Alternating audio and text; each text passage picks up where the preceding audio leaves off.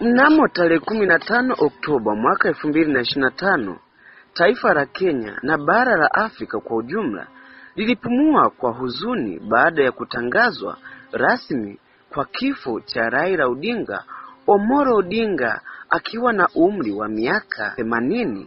Kiongozi huyu wa upinzani ambaye alikuwa sauti kuu ya demokrasia nchini Kenya alifungua njia ya mabadiliko na ushupavu. Taarifa hii inachambua jinsi tukio hilo lilivyotokea na jinsi ulimwengu ulivyoliagiza na athari zake kwa kisiasa za Kenya. Cha kufanya: subscribe, turn on notification, kisha tuendelee. Raila Odinga alipata mshtuko wa moyo wakati akifanya matembezi ya asubuhi huko India. Alikuwa nchini India kwa matibabu ya magonjwa ya wazee. Aliwahi kushughulikiwa na tatizo la kisukari, shinikizo la damu na magonjwa mengine yanayohusiana na umri. Wakati wa upasuaji wa haraka, juhudi za kumweka hai zilishindwa. Alikabidhiwa wosia wa kifo rasmi kitambo. Ujio wa habari na udhibitisho. Ofisi yake ilithibitisha uvumi kuwa Raila amefariki dunia. Vyombo vya habari vya kimataifa viliripoti tukio hilo na kutoa maelezo ya hospitali nchini India. Rais wa Kenya William Ruto alitangaza siku 7 za maombolezo kitaifa na kisha mazishi rasmi. Rejesho ya nchi na ulimwengu wa watu wengi wa Kenya walikusanyika katika uwanja wa ndege na makumbusho ya kitaifa kuchukua nafasi ya kumuaga Raila. Wagombea wa kisiasa na maadui wake wa zamani na viongozi wa Pan Africa walitoa heshima, wakimuita kiongozi wa kizazi na ngome ya demokrasia.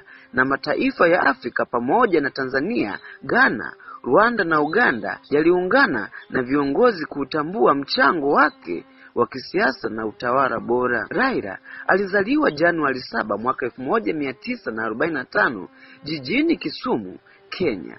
Baba yake anaitwa Jaramogi Oginga Odinga, mwanasiasa mkongwe aliyekuwa makamu wa kwanza wa Kenya huru. Alisoma Ujerumani Mashariki na kupata elimu ya uhandisi kabla ya kurudi Kenya na kuingia siasa akikabili upinzani. Alikamatwa na kuwa gerezani na hata kuhamia uhamisho kutokana na utetezi wake na demokrasia tulivu. Katika 2007, uchaguzi uliosababisha vurugu na baadaye kukabiliana kuweka serikali ya umoja, alianza kipindi chake kama waziri mkuu mwaka 2008 hadi 2013.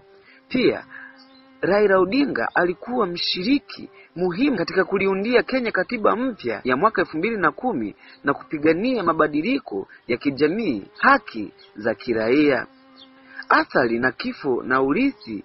Kenya ipo katika kipindi cha kuomboleza na kuangalia namna ya kusimama utawala wa upinzani. Baada ya kifo cha baba, mfumo wa siasa unaweza kubadilika. Viongozi wanasema nafasi za uongozi zapambanwa tena. Urithi wa raia ni demokrasia, usimamizi wa haki na sauti ya watu walio wengi. Vijana wa kisiasa wana nafasi ya kuendeleza maono yake. Ulezi na wito kuleta usawa, uwajibikaji na serikali na mabadiliko ya kweli. Hivyo usisahau kusubscribe na kutani on notification. Hii ni 49 Media. Asante sana kwa kunisikiliza.